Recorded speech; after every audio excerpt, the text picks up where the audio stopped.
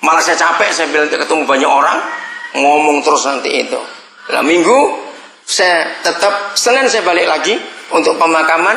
Sesuai pemakaman saya balik lagi. Karena saya nggak mau ngurus hal seperti itu. Saya berusaha dalam hidup saya, tidak ada yang saya sisakan untuk apapun juga yang dari dunia ini. Semuanya hanya untuk Yesus Tuhan yang ajaib itu.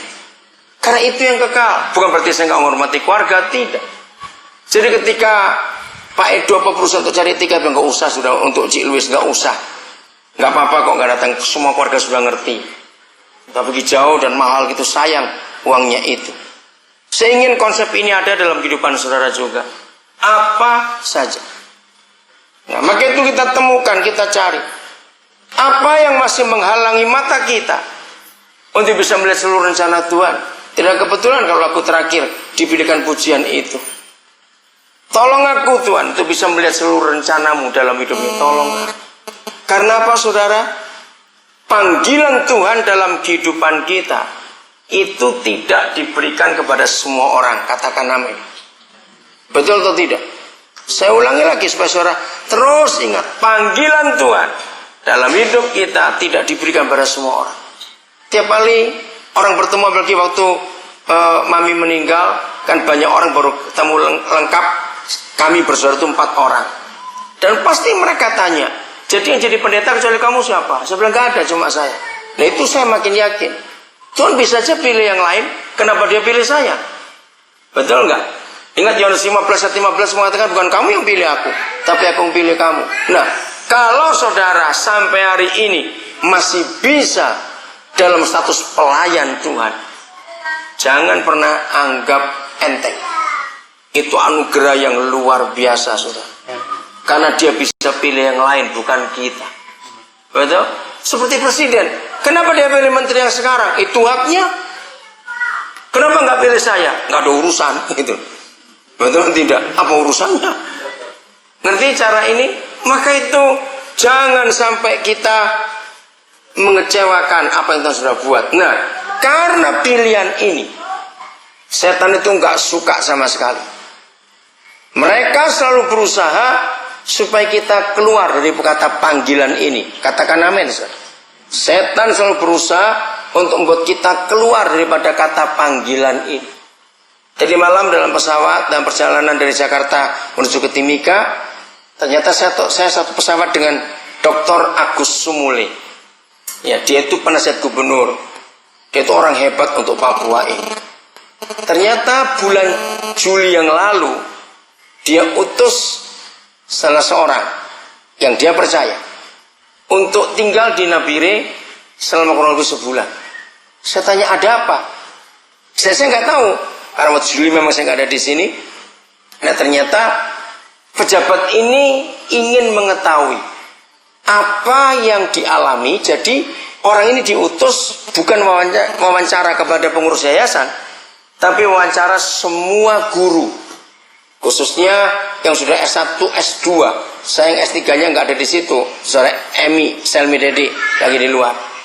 Nah, dalam wawancara itu sekarang sedang ditulis sebuah buku.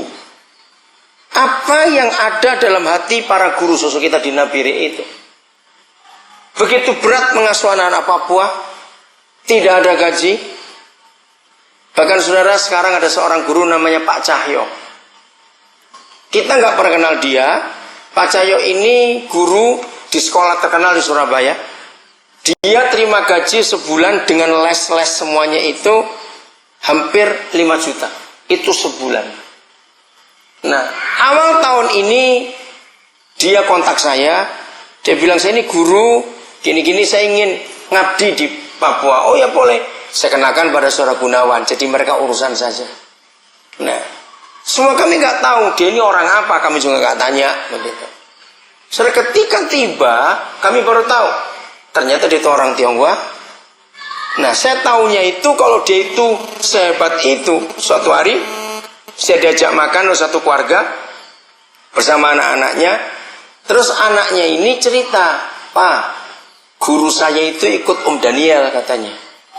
Yang mana? Saya tanya. Terus disebut sama Pak Cahyo, loh itu gurumu. Kaget ini orang tua ini. Wah, dia ke Nabire, ya dia di Nabire sekarang. Nah terus dia cerita, kalian tahu gaji dia berapa? Enggak. Itu dia cerita. Gajinya itu 3 juta lebih, gaji pokoknya, belum les, belum segala macam itu. Hah? Di Nabire dia cuma 150.000 sebulan. Nah dia mau 2 tahun ngabdi itu. Saudara, nah ternyata guru ini pun diwawancarai oleh utusan Pak Agus Sumuli tadi itu.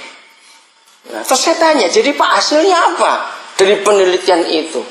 Wah ini luar biasa katanya. Kalimat yang semua ada di guru-guru pesat dikatakan adalah kata ini. Di sini kami merasa lebih diperlukan, merasa lebih berguna. Nah terus orang ini menulis hal itu ingin disampaikan kepada semua guru yang ada di Papua. Bahwa ini bukan sekedar pengabdian, ada sesuatu yang luar biasa. Maka itu tingkatkan dari waktu ke waktu panggilan saudara untuk makin tajam di dalam Tuhan. Katakan amin. Ngerti kata makin tajam, makin hebat, makin kuat dan segala-galanya. Terus begitu, terus. Bobi yang sudah tidak dengan kita secara organisasi, Bob, kerjakan terus panggilanmu itu sampai sesuatu terjadi di penggembalaanmu itu. Suatu hari juga kalau ada di antara saudara, misalnya, asal bukan karena dunia ya, tapi jelas tetap karena panggilan Tuhan. Saudara meninggalkan kami dalam pelayanan ini, jangan merasa salah, kerjakan. Pokoknya panggilan harus tetap dipertajam lagi. Harus itu. Karena dalam pengembangan hidup nggak mungkin kita bersama-sama terus seperti ini. Berapa saudara dari Nabire sudah bisa sampai ke sini, ke Timika, sampai ke Tembagapura, kerjakan. Tidak harus terus kumpul saja. Supaya lebih luas pekerjaan Tuhan ini, supaya lebih luas. Amin. Jadi maka itu harus punya visi yang kuat, punya ambisi yang kudus untuk lebih lagi daripada yang sudah ada ini. Katakan amin. Nah, maka itu kalau sekarang kita sudah tahu bahwa panggilan ini bukan karena kita baik, karena kita hebat. Sampai hari ini kalau kita mau tanya kepada Tuhan, apa sih alasan Tuhan itu milih kita itu apa? Saya percaya dia gak akan jawab itu kepada kita. Betul tidak, saudara? Untuk apa? Nah, kenapa dia pilih kita? Jawabannya kita juga tidak tahu. Kenapa? Karena kita sadar orang-orang yang lebih hebat, lebih baik dari kita masih banyak kok. Betul tidak? Kenapa dia pilih kita? Maka itu kita harus ingat anugerah yang tak terkira-kira ini dalam kehidupan kita. Maka itu iblis selalu berusaha untuk mengeluarkan kita. Perhatikan kata ini. Maka itu iblis terus berusaha untuk mengeluarkan kita dari panggilan ini. Maka itu kita harus jujur. Malam ini sebelum tidur periksa. Siapa masih punya kampung halaman untuk perahu-perahu yang lama itu? Ngerti istilah ini? Bakar habis hari ini. Supaya setan tidak pernah ngungkit-ngungkit kita untuk ingatkan hal-hal itu lagi. Untuk apa? Karena kita tahu panggilannya itu sungguh luar biasa untuk hidup kita ini. Tak ternilai. Tak ternilai. Sehebat apa seorang presiden, sehebat apa seorang menteri yang dipilih bisa pensiun. Kita ini enggak. Oh enggak, amin. Betul enggak? Kita enggak bisa pensiun sampai mati, kita ini enggak pensiun. Maka itu ini anugerah yang luar biasa. Saya mau tunggu buku itu keluar, hebat sekali. Karena mereka nyelidiki tentang pelayanan kita ini. Kok bisa seperti ini? Maka itu temukan apa yang masih menghalangi mata kita ini. Apa yang menutupi mata kita. Ada banyak hal bisa menutupi mata kita. Uang, percabulan, harga diri, takut masa depan, dan banyak yang lain lagi. Maka itu jangan ada harapan yang lain dalam kita mengiringi Yesus Tuhan kita dan menyelesaikan pekerjaannya, melakukan kehendaknya. Jangan ada yang lain kecuali satu saja. Kerajaannya nyata di bumi. Dah, cuma itu saja. Apapun yang terjadi, iblis akan pakai bermacam-macam cara untuk mengeluarkan kita dari jalur panggilan ini.